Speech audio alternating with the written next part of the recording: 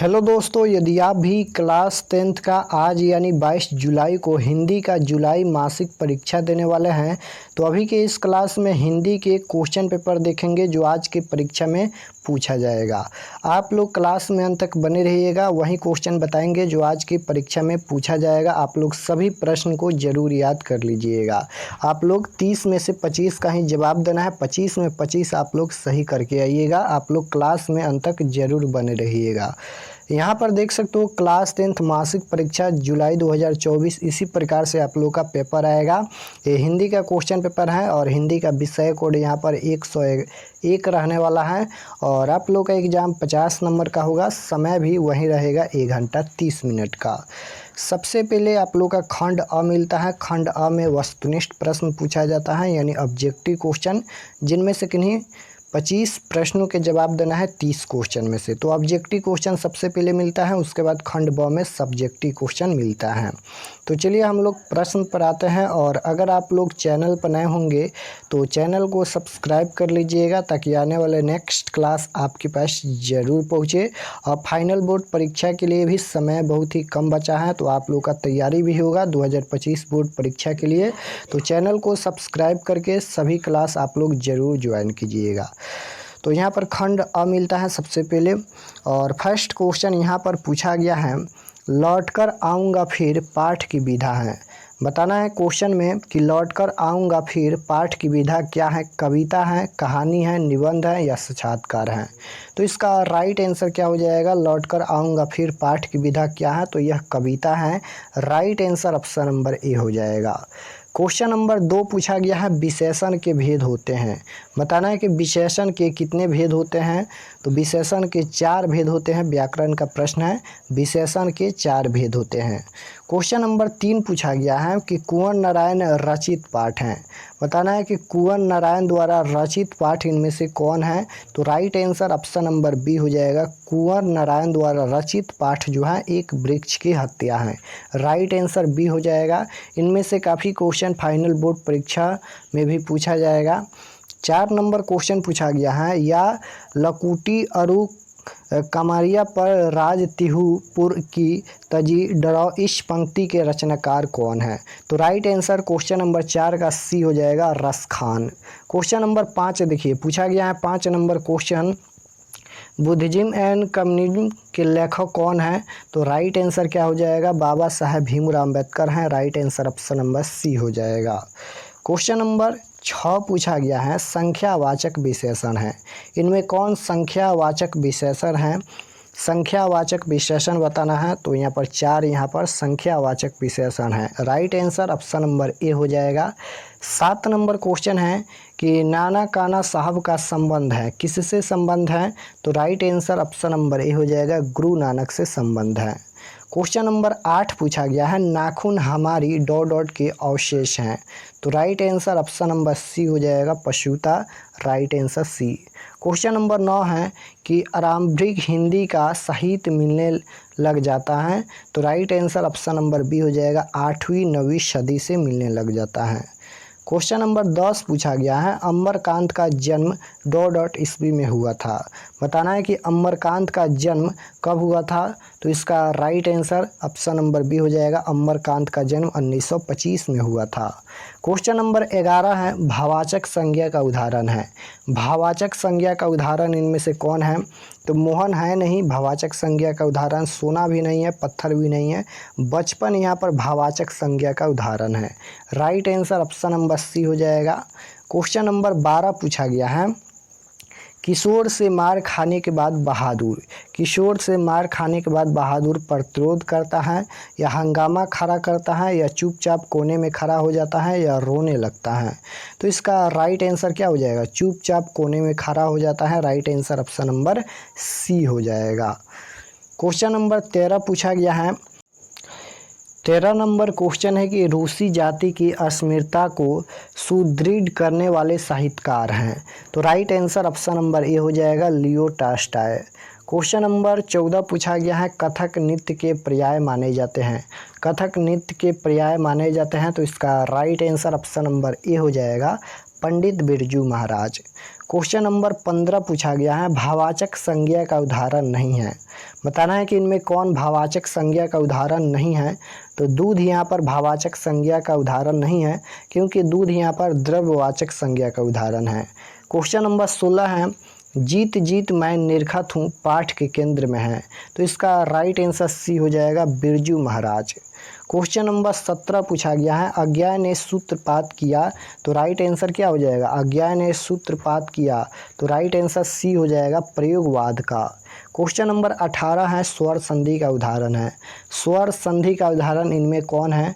तो स्वर संधि का उदाहरण उपयुक्त सभी हैं। Right answer option number D हो जाएगा। क्वेश्चन नंबर 19 पूछा गया है, मदन है। मदन किसका बेटा है, किरानी का बेटा। राइट आंसर सी हो जाएगा। क्वेश्चन नंबर 20 है, अन्य पुरुष डॉट डॉट भेद है। अन्य पुरुष का भेद कौन है। तो राइट आंसर डी हो जाएगा, पुरुषवाचक सर्वनाम का। क्वेश्चन नंबर 21 है, पंडित बिरजू महाराज को गंडा बंधा। तो राइट आंसर इसका क्या हो जाएगा, 21 नंबर का ऑप्शन नंबर ए हो जाएगा, पिता ने। क्वेश्चन नंबर 22 पूछा गया है, लौट कर आऊँगा फिर पाठ के लेखक हैं। अब बताना है कि लौट कर आऊँगा फिर पाठ के लेखक कौन है। तो इसका right answer option number D हो जाएगा, जीवानंदन दास। लौट कर आऊँगा फिर पाठ के लेखक कौन है, जीवानंदन दास हैं। क्वेश्चन नंबर 23 है, जापान पर परमाणु बम गिराया किसने गिराया। तो अमेरिका ने गिराया। राइट आंसर बी हो जाएगा, अमेरिका ने। क्वेश्चन नंबर 24 की ओर चलते हैं और 24 नंबर क्वेश्चन है, रोन नदी है। रोन नदी किस देश में है। तो राइट आंसर क्या हो जाएगा, रोन नदी किस देश में है। तो फ्रांस में है। Right answer option number B हो जाएगा, फ्रांस। रोन नदी फ्रांस में है। Right answer B. Question number 25 पूछा गया है, द्विगु समास नहीं है। बताना है कि कौन द्विगु समास नहीं है। तो इसका राइट आंसर क्या हो जाएगा, द्विगु समास नहीं है तो भाई बहन नहीं है। Right answer option number B हो जाएगा, ये द्वंद्व समास है। क्वेश्चन नंबर 26 देखिए, 26 नंबर क्वेश्चन पूछा गया है, लेखक अपने पिता से मछली क्यों मांगना चाहता था। तो राइट आंसर क्या हो जाएगा, right answer option number C हो जाएगा, कुएं में पालने के लिए। Right answer option number C हो जाएगा 26 नंबर का। 27 नंबर क्वेश्चन है, कविता नहीं है। बताना है कि इनमें कौन कविता नहीं है। तो राइट आंसर क्या हो जाएगा, शिक्षा और संस्कृति ये कविता नहीं है, बाकी ये तीनों कविता हैं। क्वेश्चन नंबर 28 है, मोहरा नदी शहर से दूर थी। तो राइट आंसर 28 का सी हो जाएगा, 3 मील। क्वेश्चन नंबर 29 है, राजदूत में है। राजदूत में कौन सा समास है, समास बताना है। तत्पुरुष समास, अविभाव समास या कर्मधारय समास या द्वंद्व समास। तो राजदूत में कौन सा समास है। तो तत्पुरुष समास है। Right answer option number A हो जाएगा। क्वेश्चन नंबर 30 है, अभिनयो डॉट डॉट नदी के किनारे अवस्थित हैं। अभिनयो किस नदी के किनारे अवस्थित हैं। तो इसका राइट आंसर बी हो जाएगा, रोन नदी के किनारे स्थित हैं। क्वेश्चन नंबर 31 पूछा गया है, गिरधर लाल है। 50 क्वेश्चन हम लोग देखेंगे इस क्लास में, आप लोग क्लास में जरूर अंत तक बने रहिएगा। क्वेश्चन नंबर 31 पूछा गया है, गिरधर लाल है। गिरधर लाल कौन है। तो राइट आंसर ऑप्शन नंबर 31 का सी हो जाएगा, मदन का पिता। क्वेश्चन नंबर देखिए 32 पूछा गया है, संतु के मारे कांप रहा था। तो संतु ठंड के मारे कांप रहा था। राइट आंसर ए हो जाएगा, ठंड है। क्वेश्चन नंबर 33 पूछा गया है, बहुब्रीहि समास में क्या होता है। तो राइट आंसर 33 नंबर का डी हो जाएगा, कोई पद प्रधान नहीं होता है बहुब्रीहि समास में। क्वेश्चन नंबर 34 पूछा गया है, मैक्स मुलर के अनुसार सर्वाभित संप्रदा और प्राकृतिक सौंदर्य से परिपूर्ण देश हैं। तो राइट आंसर क्या हो जाएगा, भारत है। राइट आंसर डी हो जाएगा 34 नंबर का। 35 नंबर क्वेश्चन है, कमरुद्दीन का जन्म हुआ था। कमरुद्दीन का जन्म कहाँ हुआ था, उत्तर प्रदेश, बिहार, महाराष्ट्र या कलकत्ता। तो right answer option number B हो जाएगा, बिहार में हुआ था। क्वेश्चन नंबर 36 है, व्यंजन संधि का उदाहरण नहीं है। कौन इनमें व्यंजन संधि का उदाहरण नहीं है। तो right answer option number A हो जाएगा। 37 नंबर है कि बिस्मिल्लाह खां के परदादा उस्ताद सलाह हुसैन खां के निवासी थे। तो right answer option number A हो जाएगा, डुमराव। क्वेश्चन नंबर 38 पूछा गया है, मछली कहानी के लेखक हैं। मछली कहानी के लेखक कौन है। तो मछली कहानी के लेखक विनोद कुमार शुक्ल हैं और मछली यहाँ पर देख सकते हो कहानी है। मछली कहानी के लेखक कौन है, विनोद कुमार शुक्ल। क्वेश्चन नंबर 39 पूछा गया है, धर्मात्मा का संधि विच्छेद क्या होगा। तो right answer option number D हो जाएगा, धर्म प्लस आत्मा। क्वेश्चन नंबर 40 है, जन्म से ही पागल थी। जन्म से ही कौन पागल थी। तो मंगू यहाँ पर जन्म से ही पागल और गूंगी लड़की थी। राइट आंसर सी हो जाएगा।